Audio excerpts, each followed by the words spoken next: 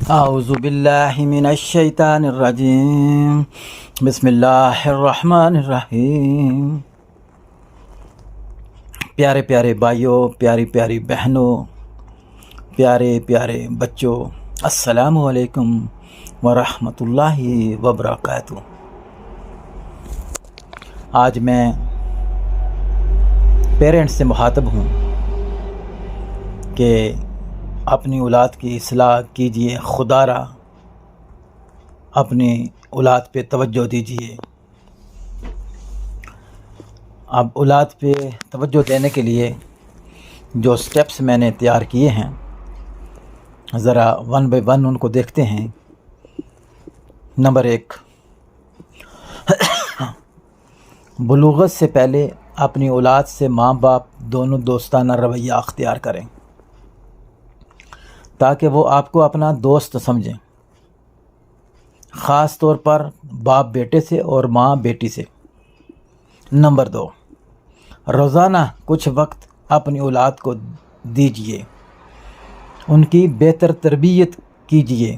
یاد رکھیے، بہترین چیز جو آپ اپنی اولاد کو دے سکتے ہیں وہ وقت ہے اور ان کی تربیت ہے، نہ کہ صرف دولت اور عیش و عشرت۔ یہاں پہ ایک چیز میں کلیئر کر دوں کہ والدین کوشش کرتے ہیں کہ ہماری اولاد بہتر سے بہتر پرفارم کرے اور اچھے بن کر، نیک بن کر ماں باپ کو بھی خوش رکھیں اور اللہ کو بھی خوش رکھیں۔ لیکن بسا اوقات بچے ہرگز ایسا نہیں کرتے، بچے جسٹ اپوزٹ ایول ایکٹیویٹیز کی طرف زیادہ مائل ہو جاتے ہیں اور ماں باپ کی بات کو اگنور کر دیتے ہیں۔ اکثر گھروں میں یہ چیز واضح نظر آتی ہے، جس میں خود بھی شامل ہوں۔ کوشش کیجئے اپنی اولاد کو وقت دیجیے۔ نمبر 3، اکثر لڑکیوں کو ہائی اسکول یا کالج میں لڑکے اپنی محبت کے جال میں پھنساتے ہیں اور پھنسانے کی کوشش بھی کرتے ہیں۔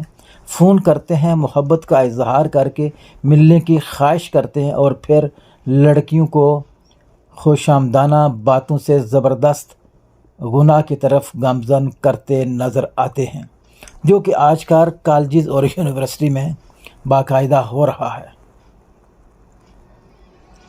کچھ لڑکیاں اس زمانے میں اپنی زندگی تباہ کر بیٹھی ہیں اور اپنا سب کچھ لٹا چکی ہیں، لیکن شرم کے مارے والدین کو بتانا پسند نہیں کرتی۔ ہر ماں کو چاہیے کہ اپنی ہر بیٹی سے روزانہ اسکول کے بارے میں سہیلی بن کر، دوست بن کر، بلکہ بوزم فرینڈ بن کر پوچھے کہ آج وقت کس طرح گزارا، کن سہیلیوں سے ملی، اس کی سہیلیوں کے متعلق معلومات حاصل کریں، کس اخلاق کی مالک ہیں، ان کی صحبت کا بہت اثر ہوتا ہے، اور اس قسم کی کہانیاں سناتی رہتی ہیں جس سے بھیڑیا نما لڑکے لڑکیوں کو اپنے جال میں پھنسا کر ان کی زندگی برباد کرتے رہتے ہیں تاکہ ان سے وہ پوری طرح ہوشیار رہیں۔ یہ ماؤں کا کام ہے، اپنی بیٹیوں پر خصوصی توجہ دیں۔ اپنی بیٹی سے کہیں کہ اگر کوئی لڑکا واقعی شادی کرنا چاہتا ہے تو وہ اپنے ماں باپ کے ذریعہ شادی کا پیغام دے، اور انشاءاللہ العزیز ہم نہایت سنجیدگی سے اس رشتہ پر غور کریں گے۔ اس طرح واضح ہو جائے گا کہ اس کی نیت کیا ہے۔ اس بات کا یقین کر لینا چاہیے کہ یہ محبت شادی کے بعد بھی قائم رہے گی، نہ کہ عارضی۔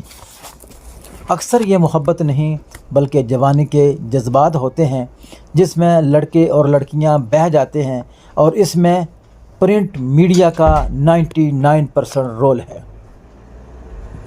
نمبر 5، ماں کو چاہیے وقفہ سے اپنے بیٹے اور بیٹی کی کتابیں اور کاپیاں خاموشی سے ڈیلی بیسس پہ چیک کیا کرے۔ बसा औकात इनमें कुछ खतूत वगैरह मिल सकते हैं जिनसे गैर अखलाकी और गैर इस्लामी तल्लुकात का माँ को इल्म हो सकता है और फिर उस पर कंट्रोल किया जा सकता है। नंबर 6, घर वालों से बगावत करके मोहब्बत की शादियाँ अक्सर नाकाम होती हैं। इसलिए ज़रूरी है कि दोनों के घर वाले भी इस शादी से खुश हों, मुतमईन हों और दिल की अथाह गहराइयों से एक दूसरे को कबूल करते हों, क्योंकि हमारे माशरा में शादी लड़का लड़की के दरमियान नहीं बल्कि दो खानों के दरमियान एक बंधन है।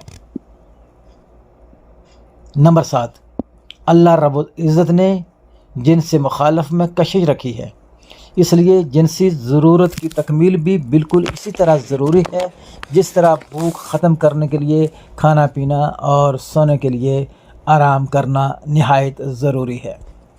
लेकिन जिस तरह हम खाने में एहतियात करते हैं कि भूख ख़त्म करने के लिए कोई ऐसी चीज़ ना खा लें जो बीमारी या मौत का बायस हो, इसी तरह जिनसी ज़रूरत पूरी करने के लिए भी हलाल रास्ते अख्तियार करना निहायत ज़रूरी है, वगरना आखिरत तो ख़राब होगी, दुनिया भी ख़राब हो जाएगी। एड्स जैसी बीमारियां, ख़तरनाक बीमारियां, जानलेवा इमराज लग जाएंगी और फिर मशहूर ज़माना आपका नाम आएगा, हर तरफ शोर शराबा होगा, फ़लाँ की बेटी, फ़लाँ का लड़का, उसको एड्स हैं। मर्द और औरत के दरमियान मोहब्बत निगाह के बाद ही होनी चाहिए। ये नंबर 8 है कि मर्द और औरत के दरमियान मोहब्बत ये खालसतन मोहब्बत होनी चाहिए और निकाह के बाद ही शुरू होनी चाहिए, ना कि निकाह से पहले। निकाह से पहले मोहब्बत के बेस में मर्द और औरत का ताल्लुक इसे बर्बादी की तरफ ले जाता है और ईवल एक्टिविटीज़ के अंडर ये सब कुछ हो रहा होता है। उसकी वजह क्या होती है कि वालिदैन भी इस्लामी माशरे से नावाकिफ़ होते हैं और औलाद को भी इस्लाम से लातल्की होती है, जिसकी वजह से ईवल एक्टिविटीज़ असरअंदाज होती हैं और फिर लड़के और लड़की को तबाह व बर्बाद करने में इन ताकतों का हाथ रहता है। इसीलिए इस्लाम ने शादी से पहले एक दूसरे को एक नज़र देखने की इजाज़त तो दी है, मुलाकात और मोहब्बत करने की इजाज़त कभी नहीं दी, ना दी जा सकती है। इसलिए हमें अल्लाह रब्बुल इज़्ज़त की नाराज़गी से बचने की पूरी कोशिश करनी चाहिए। अल्लाह ताला मुझे और आपको भी और तमाम सुनने वालों को भी अमल करने की तौफीक अता फ़रमाए और हमारे बच्चों को हया अता फ़रमाए। नंबर 9, माँ बाप अपनी बेटी को उनकी सहेलियों के घर इस वक्त तक ना भेजें जब तक ख़ुद इनके घर वालों को अच्छी तरह छानबीन करके पहचान ना लें। नंबर 10, माँ बाप को अपनी औलाद की जल्द अज जल्द शादी करने की फ़िक्र करनी चाहिए। लड़के और लड़की का अच्छा मुसलमान और नेक किरदार होना शर्त रखनी चाहिए, ना कि दौलतमंद, रिज़्क़ ज़्यादा या कम, ये तो अल्लाह रब्बुल इज़्ज़त का फ़ैसला है। बहुत से गरीब लोग शादी के बाद अमीर हो जाते हैं। अल्लाह ताला का फरमान है, अगर ये फ़कीर हों तो अल्लाह ताला इन्हें अपने फ़ज़ल से गनी कर देंगे। इसलिए माली या तालीमी हदफ बहुत ऊंचा ना रखें जिससे शादी में रुकावट हो या बहुत देर इंतज़ार करना पड़े।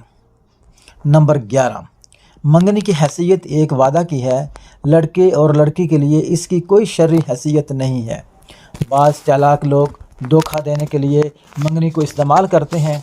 इस्लाम में मंगनी की बुनियाद पर दोनों के दरमियान अकेले में गुफ्तगू, मुलाकात, ईमेल, व्हाट्सएप, मैसेंजर, पता नहीं क्या क्या ऐप्स हैं जिनके ज़रिए लड़के लड़कियां आपस में राब्ते करते हैं और फिर एक दूसरे के दीवाने बन जाते हैं और फिर शादी ज़बरदस्ती कर लेते हैं और महीना 2 महीने एंजॉय किया, اس کے بعد ایک دوسرے پہ ملبہ پھینکا اور علیحدگی اختیار کر لی۔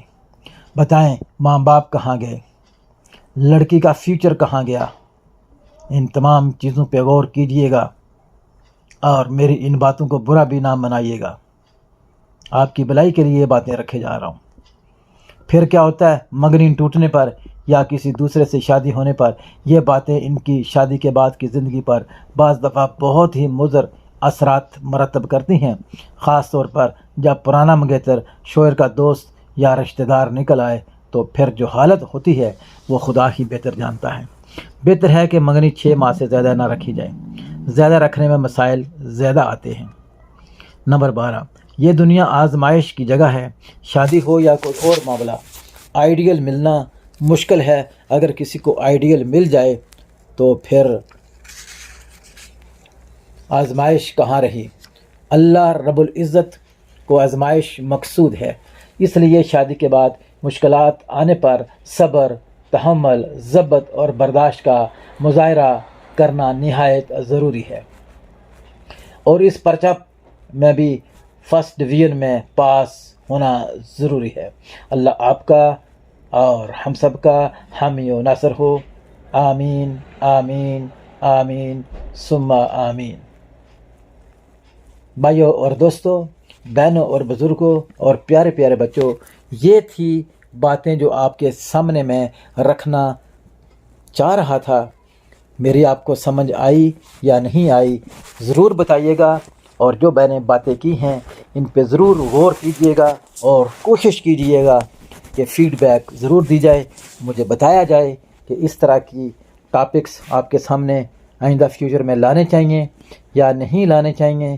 میری اگر پوچھیں گے تو ان ٹاپکس پہ آج کل ڈسکس کرنا بہت ضروری ہے، کیونکہ اولادیں بگڑ چکی ہیں، ماں باپ کی نافرمان ہو چکی ہیں، اساتذہ کی نافرمان ہو چکی ہیں، اور ایسی سوسائٹی میں ان کا اٹھنا بیٹھنا ہے جن کا اسلام سے دور کا بھی کوئی رشتہ نہیں ہے۔ میں اللہ سے دعا کرتا ہوں کہ اللہ تعالیٰ مجھے بھی اور آپ کو بھی نیک اولاد اور نیک جگہ پر ان کا بندوبست ہونے میں ہماری مدد فرمائے۔ آمین آمین ثم آمین۔